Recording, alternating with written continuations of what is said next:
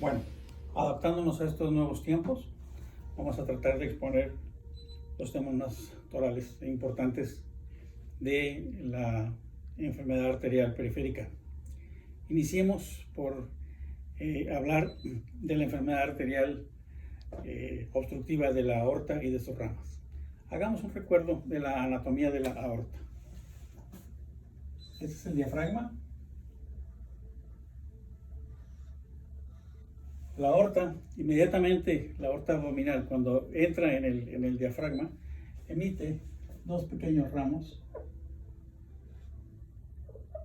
que se llaman diafragmática inferior. La siguiente rama que vamos a encontrar de la aorta, esta diafragmática inferior, obviamente como su nombre lo indica, se va a distribuir a lo largo de toda la superficie del diafragma. La siguiente rama, y estos son los temas que vamos a recordar. La siguiente rama importante que vamos a encontrar aquí es una rama directa que va hacia la glándula suprarrenal.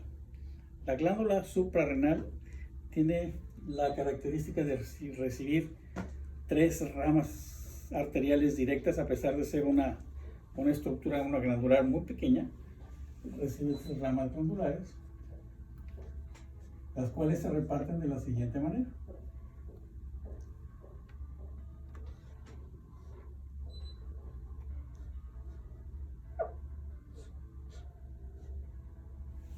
Espero que se vaya entendiendo bien el dibujo. Estas son las glándulas suprarrenales. Aquí tendríamos el riñón. Son suprarrenales porque están encima del riñón. Entonces, recordando, la primera rama es la arteria diafragmática inferior. La siguiente rama que va a dar va a ser la arteria capsular superior, capsular media. Y la siguiente rama que va a dar son las arterias renales. Entonces tenemos la diafragmática inferior, la arteria capsular media y después la arteria renal. Son las primeras ramas que vamos a encontrar emitidas por la arteria aorta. La glándula suprarrenal, ¿verdad?, va a recibir, además de la arteria capsular media, va a recibir una rama de la diafragmática inferior y otra rama de la renal, completando así el círculo arterial de la glándula suprarrenal. Diafragmática inferior va a dar la capsular superior, la aorta directamente da la capsular media y la arteria renal da la arteria capsular inferior. Muy bien.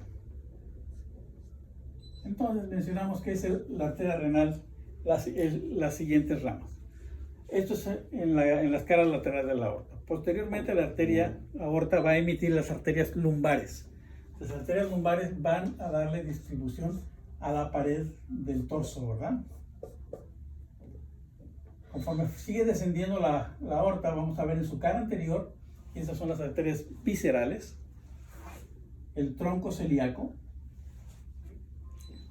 la arteria mesentérica inferior, que se dirige hacia la derecha, y la arteria mesentérica inferior, que se dirige hacia la izquierda. Posteriormente hablaremos de lo que hace cada una de ellas. Por último, más o menos a la altura de la cuarta lumbar, que posiblemente sea a la altura del ombligo por la proyección abdominal, se va a dividir en dos grandes ramas, que son la ilíaca primitiva derecha y la ilíaca primitiva izquierda. En términos generales, esto es la estructura más gruesa de la aorta. Conforme va descendiendo, las arterias ilíacas van a emitir una rama que se llama ilíaca interna,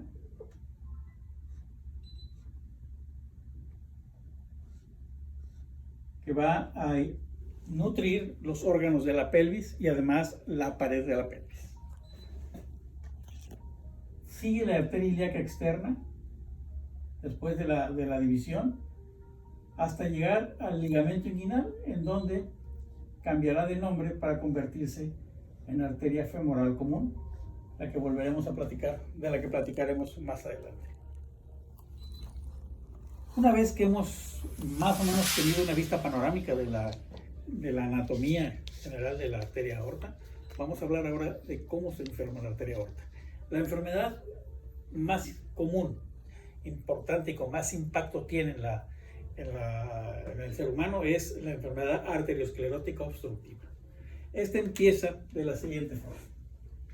Recordamos que la arteria aorta, como todas las demás arterias, tiene principalmente tres capas que podemos recordar. La externa se llama adventicia, posteriormente tenemos una capa media, que generalmente es estructura muscular, y tenemos la capa interna, que es la capa endotelial, la capa que forra por dentro la estructura vascular, que es un órgano muy extenso y que tiene muchísimas actividades y que en la actualidad se ha descubierto que tiene una fisiología y una fisiopatología muy peculiar, el endotelio. Pero entonces esta es en términos generales la anatomía microscópica de la arteria. La evolución, la edad, es el principal factor de fisiopatológico del origen de la enfermedad arteriosclerótica. El factor de daño en la estructura arterial es el envejecimiento. Entonces vamos a poner la edad como el principal factor. Acordémonos que la enfermedad arterial periférica es arteriosclerótica obstructiva. Muy bien. La edad entonces es la primera parte del daño. La segunda parte del daño es que esta arteria, este sistema arterial, está sometido a presión. Cuando la presión que soporta la estructura o la tubería vascular es mayor de la que debe de recibir, entonces se genera otro factor de riesgo. Entonces vamos a tener que la hipertensión arterial es un factor importante, puesto que la arteria, sus diferentes capas, que la vemos en sentido longitudinal y en sentido transverso, ¿vale? Recordemos las tres capas básicas de la estructura arterial, que es la externa o adventicia, la interna o muscular, y la media o muscular, y la interna o endotelial, ¿verdad? La capa íntima que llamamos. Entonces son tres capas: la interna, la media y la adventicia, en términos generales. Interna, media y adventicia externa. Muy bien. Otro factor que hace que el daño ocurra, aparte de la hipertensión arterial, bueno, ¿por qué la hipertensión daña? Porque la hipertensión genera un golpeteo directo sobre esta estructura, generando una respuesta de la capa endotelial para defenderse de esta presión y generando también un debilitamiento de la estructura de la pared, lo que hace que ocurra un proceso inflamatorio, que hay una respuesta y que hace que después del proceso inflamatorio ocurra una sustitución de tejido que tiene función por tejido que no tiene función, que es tejido de sostén, o sea, una cicatriz, y empieza entonces un proceso de endurecimiento. Ahora, ¿qué otro factor es? El estilo de vida, que hace que durante el largo de nuestra existencia tengamos la ingesta de productos o de una dieta rica en sustancias que son nocivas para la pared arterial, entre ellas los que contienen grasa, ¿verdad? El colesterol, o sea, la hiperlipidemia entonces se convierte en otro factor de riesgo independiente. Ahora, existen otros productos o sustancias que generan un daño directo en la circulación. Uno de los más importantes que más impacto tienen es la presencia del tabaquismo. Después hablaremos cómo cada uno de estos factores de riesgo hacen su función en la fisiopatología. Estos son los factores de riesgo más comunes o más importantes, pero podríamos decir que estos son los factores de riesgo de producción de enfermedad arterial durante durante el siglo XIX y el siglo XX. En la segunda mitad del siglo XX y iniciando este siglo, aparece entonces un fenómeno, una patología que se ha convertido en la principal fuente de enfermedad vascular. Se llama diabetes. A partir de la aparición de la diabetes como pandemia, ahora estamos de moda con la pandemia. Bueno, la diabetes es una enfermedad que por la afectación del número de personas afectadas es con mucho una de las más importantes enfermedades crónicas degenerativas en el siglo XXI. Entonces, la diabetes, ¿por qué? Porque la diabetes hace que todos estos factores aumenten su capacidad de daño, además de generar por sí mismo un daño directo sobre el endotelio y otros aspectos. Entonces, esto es, en términos generales, lo que ocurre. ¿Y qué es lo que ocurre con la enfermedad arterial? Bueno, veamos el modelo, ¿verdad? Esta es una arteria, en términos generales, y vamos a ver qué ocurre.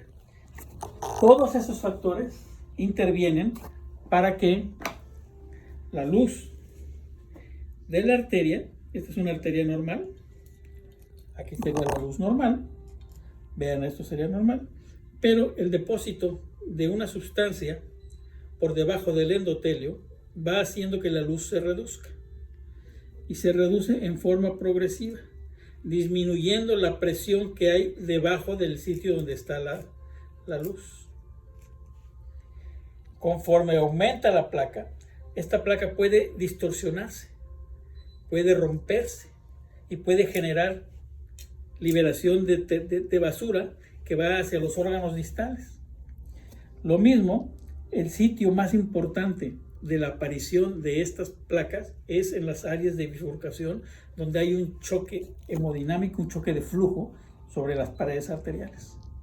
Esto genera que sea o hace que este es el sitio más popular, que son las bifurcaciones arteriales. Así tenemos que es en la arteria, en las arterias, en la aorta distal, en sus terminaciones, en la arteria ilíaca primitiva, en su arteria ilíaca primitiva. Lo mismo sucede en la arteria ilíaca externa cuando se divide en femoral común y superficial, otro sitio predilecto de enfermedad.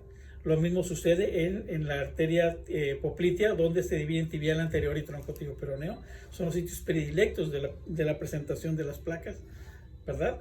Y lo mismo sucede en la arteria carótida, cuando la arteria carótida se divide en carótida interna y externa.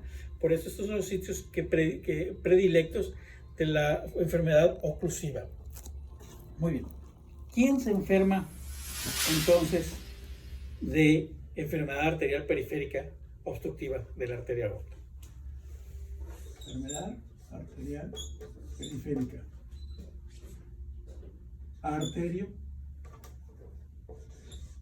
esclerótica obstructiva. Es lo que está por ocurrir. Si bien analizamos los factores de riesgo, es lógico entender que entre más tiempo los factores de riesgo estén en un organismo, más oportunidad tienen de generar daño. Es por eso que la edad y el tiempo de sufrir uno de esos factores son los condicionantes para tener mayor o menor probabilidad de una afectación de su arteria aorta. Entonces, este sería 0, 10%, 20, 30, 40, 50%. Y esto sería el factor tiempo. Por eso es muy posible que si nosotros analizamos las primeras 2 décadas de la vida, posiblemente tengamos una línea plana pegada a la línea de base. Pero a partir de la tercera década de la vida, ¿verdad? Entre los 30 y los 40, empieza a haber, sería al revés, ¿no? A esta altura empieza a haber en estos tiempos, ¿verdad? Sí.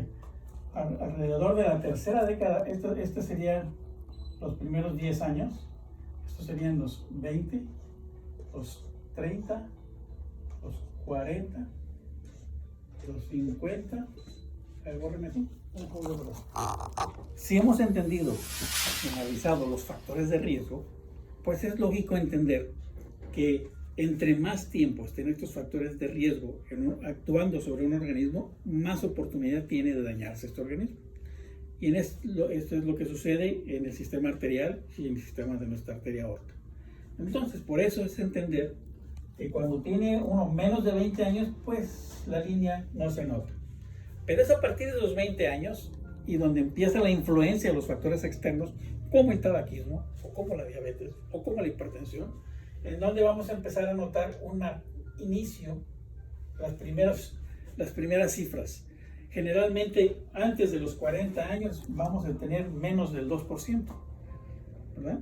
Pero, ¿qué sucede? A partir de los 40 años, sube al 5%, entre el 5 y el 10%, y vamos a empezar a ver esta curva que se va a mantener por debajo del 10% hasta los 60 años de edad, en donde a partir de esta cifra empieza a subir para que entre los 70 y los 80 la posibilidad de tener enfermedad arteriosclerótica esté arriba del 30%. Ahora, esa es en términos generales, la prevalencia. Obviamente, si analizamos por décadas, pues la mayor parte de los pacientes que tengan más de 80 años, las posibilidades de tener enfermedad arteriosclerótica están entre el 25 al 35 o 40%. Si analizamos el historial de esa persona de 80 años, dependiendo de sus hábitos, pues las posibilidades pueden subir más o menos. Ahora, lo más importante es que entendamos que eso es el impacto de los factores de riesgo en función de tiempo. Podemos decir entonces que una persona que tiene, por ejemplo, 10 años de haberse diagnosticado diabetes, simplemente por el hecho de tener 10 años de diabético, ¿verdad? Ya tiene aproximadamente el 20-30% de posibilidades de tener enfermedad arterial periférica si la buscamos. El 30% de los pacientes diabéticos de más de 50 años tienen la posibilidad de tener enfermedad arterial periférica. Y cuando tenemos pacientes que tienen más de 10 años de diabetes y que además tienen un pie o un pie con síntomas, un pie ulcerado o lastimado, es muy posible que entre el 50 y el 60% sea un origen vascular. Por eso es muy importante esas cifras, analizarlas a la luz de los cambios que ha sufrido o que ha ejercido esta enfermedad sobre el ser humano en los últimos tiempos, en donde hemos sido sometidos a una serie de estímulos que hace 30 o 40 años no teníamos. Entonces las cifras han cambiado y el ataque de la enfermedad arterial periférica es ahora mucho más importante. Entonces entendamos que es la presencia de los factores de riesgo en función de tiempo. A mayor tiempo de tener factores de riesgo y a mayores factores de riesgo, entre más tenga la persona, ¿verdad? Se le van sumando y es la posibilidad de tener esos cambios degenerativos que hemos analizado. Muy bien. Ahora, ¿cómo se manifiesta la enfermedad arteriosclerótica en general? Los síntomas pivote de sufrir enfermedad arterial son tres. La presencia de dolor. Dolor, uno. La presencia de cambios de color.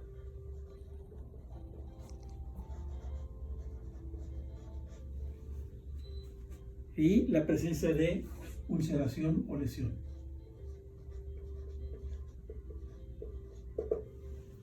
Ulceración. Y también es posible que tengamos un cuarto elemento, que sería la presencia de edema. O podemos hablar de hinchazón, como la gente lo puede decir. Estas son las manifestaciones pivote de la enfermedad vascular. Obviamente que se deben de estudiar a la luz de la historia clínica que nos va a llevar invariablemente a los factores de riesgo: edad, diabetes, hipertensión arterial, hiperlipidemia, tabaquismo. Entonces, ¿a quién le da? Principalmente esto a una persona con una edad generalmente mayor de 50 años, presencia de diabetes generalmente de más de 10 años, hipertensión arterial generalmente de más de 10 años, hiperlipidemia y el tabaquismo. Una persona para tener un daño, una persona fumadora para tener un daño en su circulación independientemente de otros factores de riesgo, si tiene más de 10 años de fumar más de 10 cigarrillos diarios, definitivamente va a tener un impacto en su circulación. Manifestado o no manifestado, pero si le buscamos, lo vamos a encontrar. Entonces es importante que se entienda la influencia de estos factores de riesgo en la sintomatología. Ahora, ¿qué es lo más importante? Que la sintomatología va a variar dependiendo del territorio que esté sufriendo. Si estamos sufriendo el cambio, como lo estamos viendo ahorita en nuestra arteria aorta, recordemos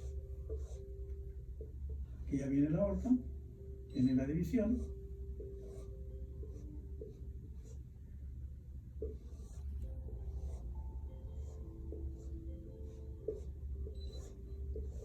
aquí tenemos la, y estas serían las arterias femorales.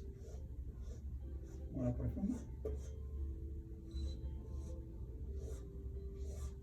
Muy bien. Esta es la parte final de la aorta y esta es la parte de las arterias ilíacas. Dependiendo si la manifestación es aquí o por debajo de este nivel, si la enfermedad es aquí o por debajo de este nivel, es que serán las manifestaciones clínicas. Y entonces vamos a hablar entonces de los síntomas pivote. Hablábamos que el síntoma más importante o el síntoma más común o el síntoma pivote de la enfermedad arterial es el dolor. Pero el dolor es de dos tipos. El generado por el ejercicio y el generado en reposo. Son los dos tipos de dolor de importancia clínica de enfermedad vascular. ¿Cómo es el generado por el ejercicio? Dependiendo del territorio. Como es una enfermedad ortoilíaca, lo que estamos estudiando ahorita, cuando la enfermedad ocurre en la parte superior, vamos entonces vamos a tener un dolor que generalmente se inicia en la región glútea, en los muslos y va descendiendo en las pantorrillas y pies. Este dolor es generado por caminar. La persona camina, al generar más demanda de oxígeno, esta no puede ser suplida porque hay una disminución de la presión y la persona tiene dolor. Un acalambramiento se describe de muchas formas. Se describe como un acalambramiento, como que se pone duro el chamorro, o que siente que tiene cansadas o que le aprieta. Lo que sea hace que la persona se detenga. Instintivamente se detiene. Y aprende que al detenerse el dolor cesa. Unos segundos, unos minutos quizás. Pero inmediatamente después de unos 30 segundos, un minuto, que siente que se mejora, él puede volver a generar la misma distancia. Ahora, él aprende que a cierta cantidad de metros tiene dolor, se detiene, se le pasa y vuelve. Y de manera que afecta poco su rutina. Por eso estas personas pueden tener historias de claudicación, así se llama el término. Se llama claudicar, ese dolor. Claudicar significa un dolor que tiene una característica de una distancia programada o una distancia predeterminada que lo hace que se detenga y que desaparece el dolor. Y esto es muy importante en la historia clínica. El dolor debe desaparecer, se tiene que quitar y mejorar. Porque hay que hacer el diagnóstico diferencial con otras causas que producen dolor, pero que no se quita al detenerse, como es clásicamente en el dolor de origen arterial. Cuando el dolor lo hace que se detiene, se le pasa y puede volver a caminar, la persona aprende a hacer sus caminatas de rutina en estaciones. Hace 1 o 2 o 3 estaciones para cumplir. De manera que, como no le impide su estilo de vida generalmente, estas personas pueden tener historiales de claudicación de más de 1 año o 2 años. Muchas veces la claudicación será progresiva, o sea, al principio caminaba, por decir, 10 cuadras, después van a ser 8, 7, 5, 4, así hasta tener ya una claudicación que reduce mucho su capacidad de moverse y entonces empieza a afectar su estilo de vida. Muy bien. Otra parte importante de la sintomatología del dolor o de las manifestaciones clínicas de la enfermedad ortoilíaca es el dolor como parte fundamental. Pero hay que recordar que muchas personas no generan este dolor, simple y sencillamente sienten que no pueden avanzar más, que no les responden las piernas y se detienen. También existen otros signos de funcionalidad, como la dificultad para la erección, o sea, la impotencia sexual o la incapacidad para sostener una erección por tiempo prolongado o para iniciarla, que generalmente es lo que llama la atención a las personas y por lo que piden ayuda. No piden ayuda por el problema para la caminata. Cuando el estilo de vida de la persona se empieza a modificar, es cuando los pacientes empiezan a pedir ayuda. ¿Cuáles son las posibilidades de que una persona que tiene enfermedad inicial, claudicación, pueda llegar a una situación grave? Pues las posibilidades son relativamente escasas. Alrededor del 2 al 5% tiene de posibilidades un claudicador de llegar a una situación de isquemia crítica. Y eso hace que estas personas puedan durar mucho tiempo así, y que puedan tener historiales largos y que vayan permitiendo un deterioro progresivo de su circulación porque no reciben atención. Porque hay que recordar que si la tiene la enfermedad en el árbol ortoilíaco, en la parte ortoilíaca del árbol arterial, seguramente hay más enfermedad de diverso grado en otros territorios, como en las coronarias, como en las carótidas. Ahora, para poder entender el proceso de enfermedad ortoilíaca, hay que entender que la enfermedad puede ser grado 1, podemos tener la enfermedad únicamente debajo de las raíces y antes de la división de las ilíacas. ¿Sí? El grado 2, la enfermedad es extensiva a las ilíacas primitivas. Y grado 3 es cuando abarca la enfermedad hasta las arterias femorales prácticamente. ¿Verdad? 1, 2, 3. Esto es muy importante y esta significación clínica es importante porque nos va a decir el nivel de tratamiento que vamos a ofrecer. Hay que hacer un estudio, les pido que refieran a un estudio que se llama TASC, para que vean el dibujo de cuál es el grado de afectación, y eso ya es un enfoque para el punto de vista de tratamiento, porque el TASC habla de A, B, C y D, y que es más o menos esto.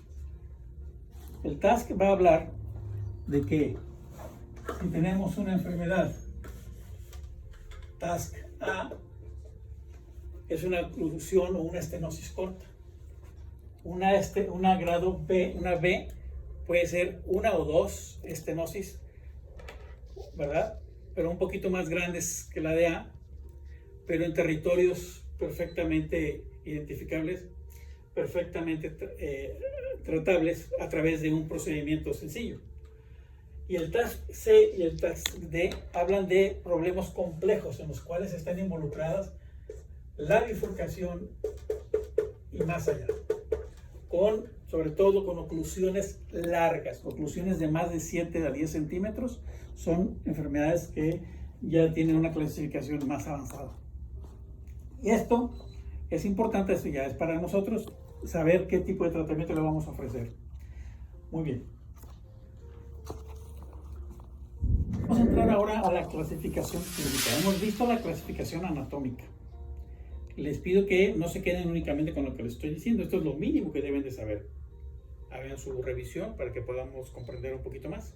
Pero hablamos de la clasificación clínica. La clasificación clínica existen varias. La más sencilla de entender es la de el doctor René Fontaine.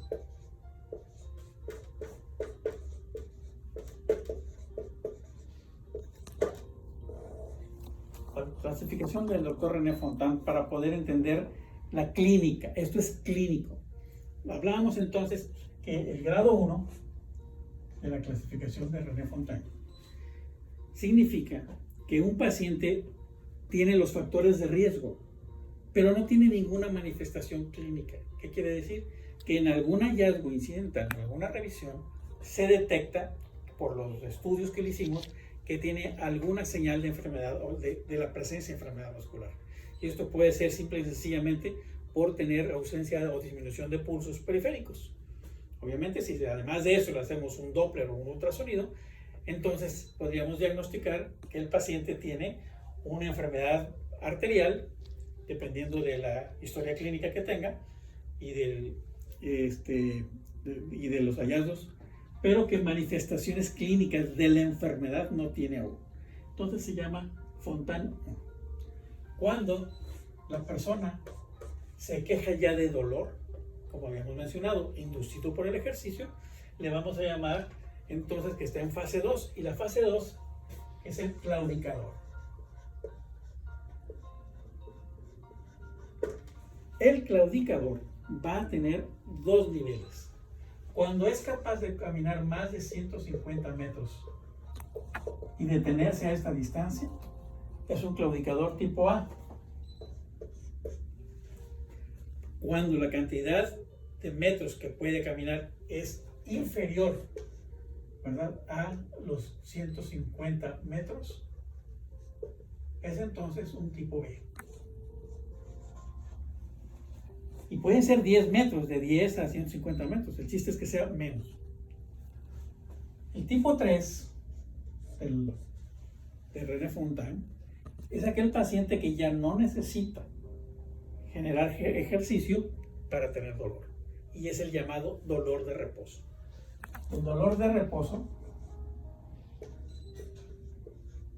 prácticamente nos está anunciando la inminencia de una isquemia crítica. Prácticamente esto ya es una isquemia crítica, ya se considera por muchos la isquemia crítica. Es un paciente que ahora se llama isquemia que amenaza la extremidad. Ya no es, para quitar las dudas sobre qué es isquemia crítica, es una isquemia, es la presencia de datos que sugieren que hay una amenaza real a la extremidad, por lo que tiene que tratarse, porque de otra manera vamos a tener sufrimiento de la extremidad. Y el nivel 4 de Fontaine es cuando existe ya la manifestación de pérdida de continuidad en la extremidad, o sea, hay una úlcera que tiene dificultades para sanar, o una úlcera o una herida que empieza en deterioro progresivo hasta la pérdida y el sacrificio de la extremidad. Entonces esto ya se llama ulceración, puede ser una herida, o la presencia ya franca de gangrena. Y esta clasificación clínica nos ayuda a entender qué es el tratamiento, qué es lo que podemos hacer con este paciente. Existe también la clasificación de Rutherford y existen otras muchas. Pero para la enfermedad arterial periférica clásica, esta es muy fácil de entender. Ahora, ¿por qué es importante esta claudicación? Bueno, la 1 y 2, el tratamiento es tratamiento conservador, es tratamiento médico. Es un protocolo que se tiene que iniciar inmediatamente que uno identifique que nuestro paciente está en una de estas categorías. Y 3 y 4 significa que se requiere la intervención desde los estudios invasivos hasta la revascularización, que de otro modo el paciente terminará pagando con una extremidad o con su vida. Hemos hablado entonces en una vista general a la anatomía, a la fisiopatología, a la clasificación de la enfermedad aortoilíaca. Ahora vamos a hablar de cómo hacemos el diagnóstico. Hemos escuchado la historia clínica del paciente, que es la parte más importante. Hemos hablado de los factores de riesgo. Hemos hablado de en qué situación se encuentra clínicamente. Ahora tenemos que demostrar que las manifestaciones clínicas que presenta el paciente, documentarlas objetivamente con un estudio no invasivo. La primera forma de diagnóstico del paciente es historia clínica, que es compatible con la presencia de ausencia de pulsos distales. Es lo primero que tenemos que ver. 2. Tenemos que auscultar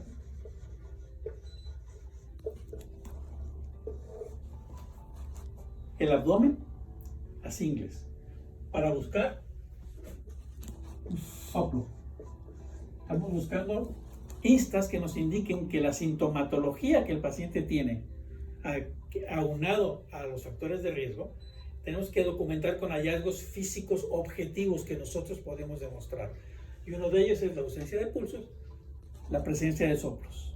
Y justifica, si estos son positivos, justifica el estudio más avanzado de unas maniobras clínicas específicas. La más común es el índice tobillo-brazo. El índice tobillo-brazo es sencillo, también se lo conoce con el nombre de índice de Gao, y consiste en tomar la presión arterial sistémica con un Doppler en la extremidad superior y compararla con la presión arterial que tiene en el nivel arriba del tobillo. Los manguillos se ponen en el chamorrito y se miden las presiones. La presión debe de ser igual aquí que abajo. O sea, debe de ser, si tiene 120, debe de ser 120 abajo. La diferencia o el diferencial de este es lo que va a ser el índice. Esto es igual a 1. ¿Sí? Cuando nosotros dividimos esto, la presión que tiene abajo con la presión que tiene arriba, entonces vamos a entender que nos va a dar 1 y puede ser hasta 1.22 o 1.20. Pero cuando está por debajo de 0.90 se considera anormal. Y generalmente esto puede ir relacionado con la clínica. Una persona que no tiene síntomas y que nosotros hacemos una prueba, él puede tener por debajo de 0.90 hasta 0.7 y no tener ninguna manifestación. Pero es muy difícil que una persona que esté claudicando ya y que tenga enfermedad vascular tenga más de 0.70. Generalmente ya por debajo de 0.70 es prácticamente sintomático. Ahora, por debajo de 0.40, el paciente tiene que tener manifestaciones importantes en el pie, ya sea dolor de reposo o puede ser que tenga una herida que tiene dificultad para cicatrizar. Esto es un excelente método de estudio, sobre todo para analizar poblaciones, para sacar prevalencias y para ubicar a nuestro paciente en la etiqueta de enfermedad arterial. Pero tiene algunos inconvenientes, sobre todo en las personas que sufren de diabetes. La diabetes tiene como característica aumentar la dureza de las arterias distales, de las arterias periféricas, lo que hace que el manguito que comprime tenga dificultades para ocluir la arteria para poder medir la presión y nos puede dar falsos positivos o falsos negativos. O sea, uno puede estar oprimiendo el manguito y a los 180 todavía estamos oyendo el latido. Por eso en los diabéticos es un método que genera cierta controversia. Si no tiene diabetes y tiene una presión arterial dentro de límites, es posible que tengamos un muy buen estudio de identificación de un paciente que tiene enfermedad vascular. Le seguiría, dentro de los estudios no invasivos, el estudio Doppler y el ultrasonido.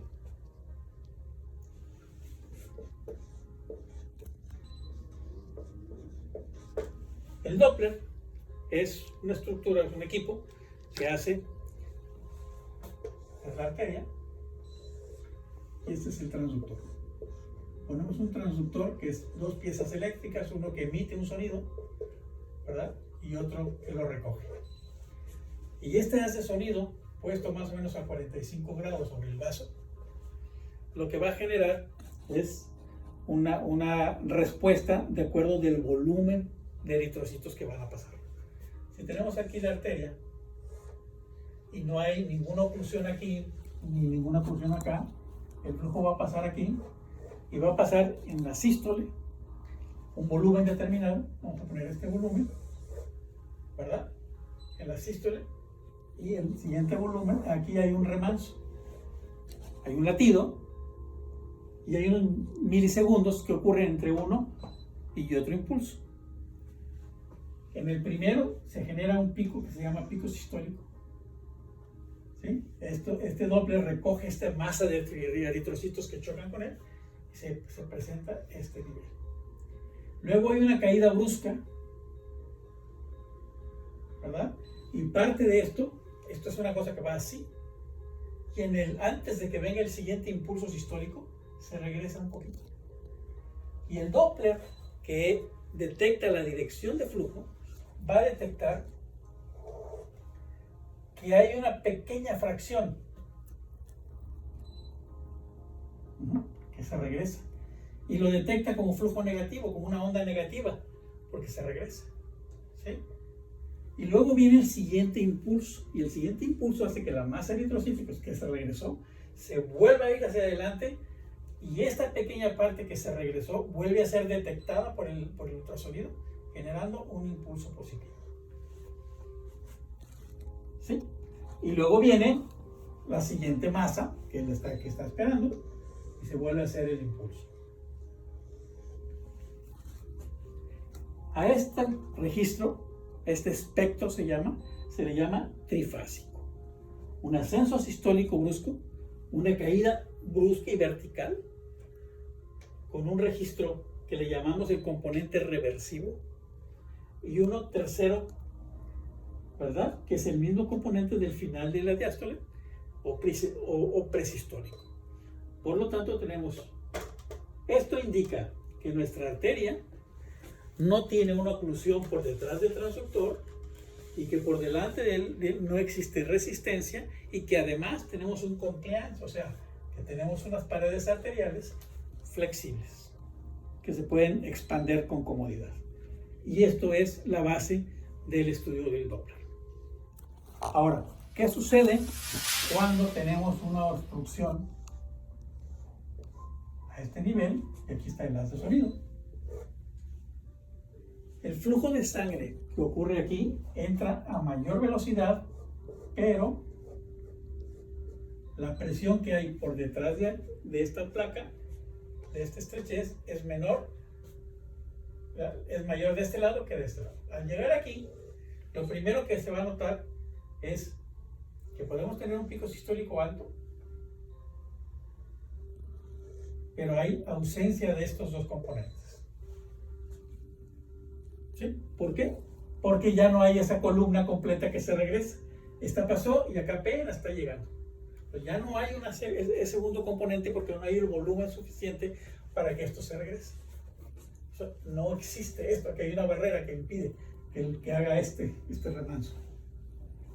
Eso nos habla, uno, que hay algo que está disminuyendo el volumen de sangre que está pasando, y dos, que tenemos o dureza de la pared, ¿sí? O una resistencia más adelante. Y entonces a esto le llamamos un espectro monofásico, y si existe uno solo, puede ser bifásico. Cuando tenemos por lo menos uno, la posibilidad es que sea simple y sencillamente un endurecimiento de las paredes arteriales, o que sea también una resistencia más adelante, y que esta todavía sea hemodinámicamente poco significativa. Cuando la lesión es mayor, ahora sí, la cantidad de eritrocitos que van aquí disminuye y su capacidad para levantar el pico sistólico es mínima, y lo que va a aparecer en el Doppler va a ser un pico sistólico que se eleva muy lento, hay un ascenso lento, un descenso lento, y obviamente la ausencia de un segundo o un tercer componente.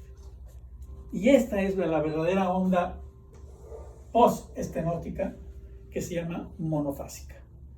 Entonces el Doppler es un instrumento de mucha utilidad, porque difícilmente vamos a tener una onda monofásica en una arteria normal. La siguiente maniobra diagnóstica clásica de la enfermedad arterial aortoilíaca es el hacer un ultrasonido dúplex. El ultrasonido dúplex nos va a demostrar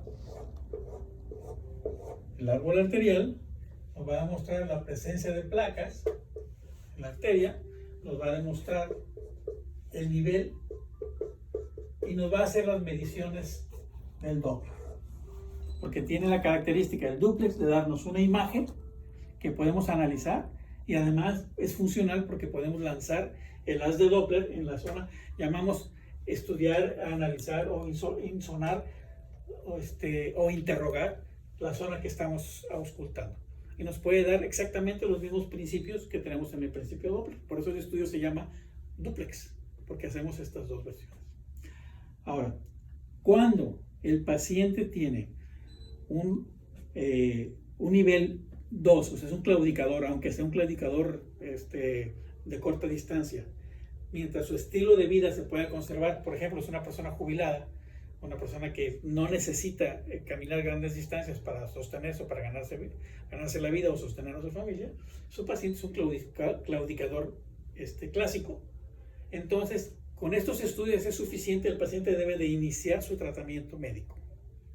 ¿Sí? Es importantísimo aclarar esto. Ahora, si el paciente está en el estadio 3 o 4 de Fontan, quiere decir que hay una amenaza a la extremidad, a la integridad de la extremidad o a la vida, por lo tanto requiere un estudio. Y es entonces cuando se justifica la presencia de un estudio que o es invasivo o es contrastado.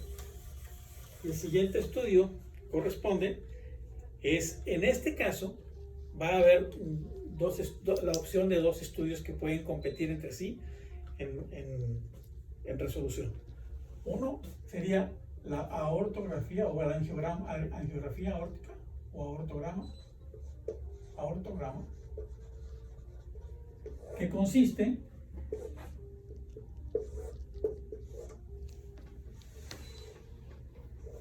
en meter un catéter por la ingle, subirlo acá, soltar pintura y vamos a ver todo el árbol arterial hacia abajo.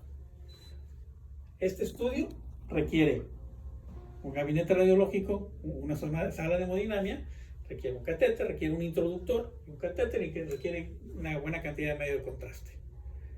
El problema es que este estudio es invasivo, o sea, es un paciente que tiene que tener ciertas características de seguridad para que el estudio sea seguro y cómodo. El riesgo de tener un hematoma es importante, riesgo de tener enfermedad al medio contraste o una reacción alérgica al medio contraste también es importante. Pero es un estudio ideal, o sea, es el estudio anatómico que da la precisión que se necesita para planear un tratamiento. Como es un estudio de riesgo, entonces no se le puede ofrecer, o no es correcto ofrecerse a un paciente que solamente es un claudicador, que no tiene una amenaza implícita en su extremidad. Por eso se da en el grado 1, en el grado 2, con el duplex tenemos, hasta ahí llegamos y le damos tratamiento. Cuando el grado 3 y grado 4 ya está implícito un daño, un riesgo de pérdida de la extremidad o de la vida, por lo tanto se justifica el riesgo contra el beneficio de hacer una angiografía, que es un estudio invasivo. El otro estudio que tenemos es la tomografía axial computarizada, el TAC, que se conoce como angio-TAC, ¿verdad? Angio, que es el estudio que nos va a dar la anatomía. Hay unos equipos que dan unas imágenes que compiten perfectamente con la ortografía y que da una precisión diagnóstico y clínica muy bonita para poder planear un tratamiento. El estudio tiene el inconveniente que requiere medio contraste, ¿verdad? Pero que también se puede hacer sin contraste y hacer unas reconstrucciones dependiendo de la calidad del equipo que se tenga. Una vez que tenemos nuestro paciente, que tuvimos su historia clínica con sus factores de riesgo, analizamos el nivel que se encuentra y entendemos que el paciente tiene el caso de grado 1 y grado 2, el tratamiento se basa en ponerlo inmediatamente en una dieta para que sus niveles de azúcar, su diabetes, esté en control. O sea, se requiere un control importante de la diabetes si tiene diabetes. O sea, tiene que ser más estricto, tiene que tener su hemoglobina glucosilada por menos de 7. Es importante que el nivel de azúcar, para que no exista algo que esté condicionando un mayor daño. Segundo, es una revisión del tratamiento de la hipertensión. O sea, nos vamos a tratar los factores de riesgo modificables. La diabetes no se cura ni la hipertensión, pero se pueden controlar. Lo mismo la hiperlipidemia. Debe de ser controlada a través de la dieta. Algo muy importante, el paciente debe de suspender el tabaco. Se tiene que suspender el tabaco. Y en relación a los medicamentos que se deben de usar, se recomienda un antiagregante plaquetario, que puede ser la aspirina, que puede ser el clopidogrel, puede ser el cilostazol, y existen otros tipos de la ticlopidina también, y otra serie de medicamentos que pueden usarse, que pueden revisar. De ellos, los más usados son estos tres, ¿verdad? El mejor medicamento, el que tiene todas estas funciones y otras más, es el cilostazol. Es actualmente el que más se usa para tratar a estos pacientes. Estamos hablando del paciente grado 1 y 2, ¿sí? De Fontana. Les agregamos a estos pacientes una estatina. ¿Por qué? Independientemente de la cifra que tenga de colesterol, se ha demostrado que la estatina tiene un efecto benéfico para controlar la placa, ¿sí? Para hacer que la placa sea más firme, más dura, menos gelatinosa, que se ulcere menos y que pueda desprenderse, causar más adhesión de plaquetas y generar una mayor obstrucción. Y también es un tratamiento que ayuda, obviamente, a que sus cifras de colesterol estén en orden. Pero no se da por las cifras de colesterol, se da por su efecto que tiene directamente sobre la estructura de la placa aterosclerótica. Esto es la base de los tratamientos, ¿verdad? El antiagregante plaquetario, la estatina y los medicamentos que hacen que los factores de riesgo se controlen. 2, 1. Hemos separado el paciente que tiene grado 1 y grado 2 de la enfermedad arterial y el paciente que tiene 3 y 4. Dijimos que el grado 1 y grado 2 son tributarios de tratamiento médico, ¿sí? Ni siquiera son tributarios de un estudio invasivo, de meterles medio de contraste o un estudio con una punción o un catéter, porque no se justifica el riesgo, porque habíamos mencionado que las posibilidades de desarrollar gangrena de un claudicador son de menos del 5%. ¿Sí? Ahora, si tenemos un paciente que su enfermedad va ya en ruta progresiva, que digamos que en el último año la claudicación pasó de 100 metros, pasó a 10 metros, pues es lógico que el paciente va a ir muy rápido al dolor de reposo. Pero es importante entonces entender que es solamente la presencia de dolor de reposo o la presencia de una lesión, lo que hace un nivel 3 y 4, lo que justifica una intervención, empezando por la intervención invasiva de un estudio de contraste. Ahora, ¿qué le vamos a ofrecer? Existen dos maneras, dependiendo de la clasificación que el paciente tenga, pero lo más común es que pensemos en la cirugía que le llamamos abierta. Vamos en orden cronológico de llegada, y la cirugía endovascular.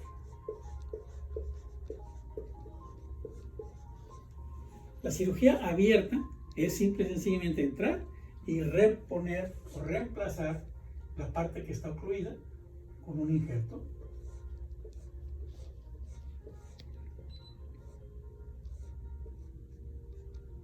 ¿Verdad?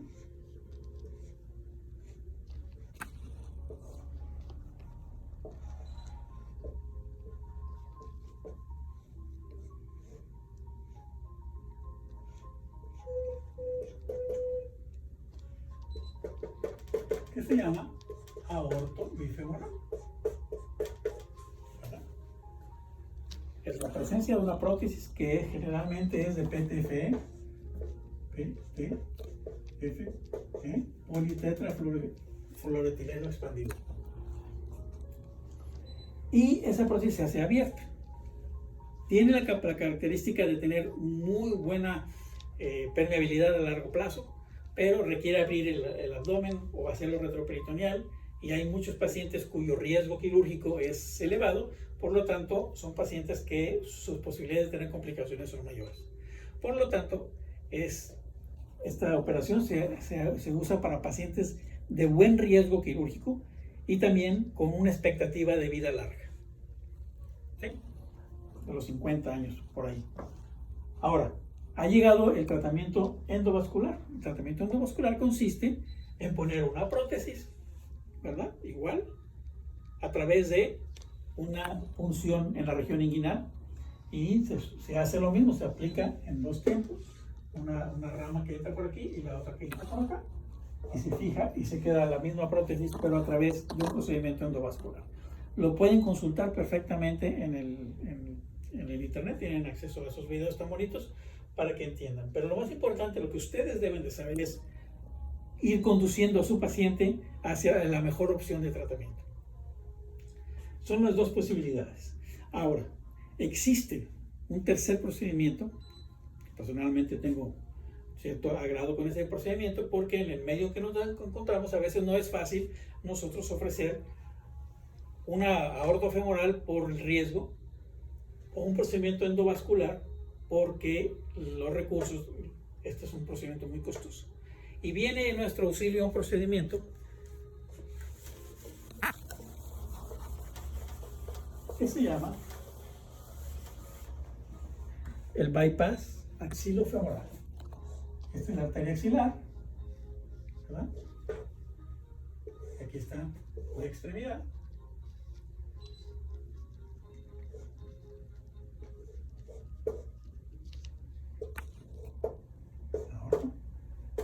Ahora, entonces tomamos de la axila, tomamos un puente, un tubo, la misma calidad, y por debajo de la piel la llevamos hasta llevarlo a la arteria ilíaca o ilíaca externa de un lado o a la femoral común, ¿verdad? Y luego un segundo tubito lo cruzamos y lo ponemos por debajo de la piel y arriba del pubis en la otra arteria. De manera que el flujo va a llegar por aquí, alimenta esta arteria y con este puente suprapúbico alimenta la otra. Y se llama operación axilo-bifemoral o bypass axilo-bifemoral. ¿Cuál es la característica de esto? Que es bajo piel, o sea, no se abre una cavidad, es una operación de un riesgo quirúrgico bastante aceptable y que una permeabilidad y funcionalidad a mediano plazo bastante aceptable. Al principio se usó únicamente para pacientes en muy malas condiciones y cuando no había ninguna posibilidad de un procedimiento endovascular. Con el tiempo se fue aprendiendo que se puede hacer en condiciones menos desfavorables, en pacientes con mejor pronóstico, y obviamente si tienen un mejor pronóstico, el puente les va mejor. Claro que requieren revisiones constantemente con su médico y que a la primera detección de una disminución de flujo se haga lo que se llama una revisión y lo que llamamos una permeabilidad secundaria, y puede durar mucho tiempo. En términos generales, esto es un enfoque de la enfermedad aortoilíaca obstructiva, y esperamos que les quede claro que esto que dimos es lo menos que deben de saber, lo mínimo que deben de saber.